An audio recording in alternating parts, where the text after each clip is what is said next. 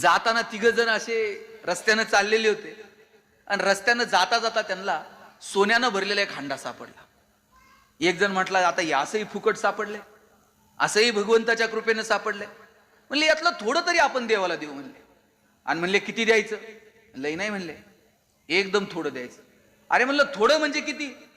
म्हणला काय नाही, हातात बांगडी असती, कडं असते, त्या बांगडी एवढं कड्या एवढं छोटस वर्तुळ जमिनीवर राखायचं, सापडलेलं सगळं सोनं वर फेकायचं, जेवढं त्या छोट्या वर्तुळात पडन तेवढं म्हणले देवाचं, आणि बाजूला पडन तेवढं म्हटले आपल्या. दुसरा म्हटला, एवढं एवढंसं वर्तुळ आखल्यावर त्याच्यात काय पडतंय का? आणि सगळं म्हणले फुकट सापडलं. हे छोटं नाही म्हणले, अख्ख्या गावाला वर्तुळ आखायचं. आणि म्हणला काय करायचं? काय नाही, सोनं वर फेकायचं, जेवढं वर्तुळात पडन तेवढं आपलं. आता अख्ख्या गावाला वर्तुळ आखल्यावर वर्तुळाच्या बाहेर पडतंय का? तिसरा म्हणला, तुमच्यासारख्या स्वार्थी लोकांमुळे कोरोना परत यायची शक्यता आहे.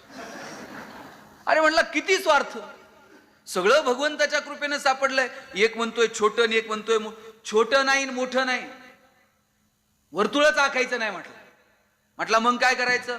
सोनं वर फेकायचं. म्हणला देव कुठं असतो? जेवढं वर राहीन तेवढं देवाचं. काय हुशार आहे माणूस. जगातला सगळ्यात बुद्धिमान प्राणी कोण आहे? कोण आहे? तुम्हाला शंका आहे का? मग कोण आहे जगातला सगळ्यात बुद्धिमान प्राणी? आणि कुणी जाहीर केलंय? इतका तर माणूस हुशार आहे महाराज. माणसाने जाहीर करून टाकलंय, आम्ही जगात सगळ्यात बुद्धिमान. मग मागचे 2 वर्ष आमची बुद्धिमत्ता कुठे गेली होती? डोळ्यानं न दिसणारे एक विषाणू, सगळं जग जागेवर थांबलं की नाही?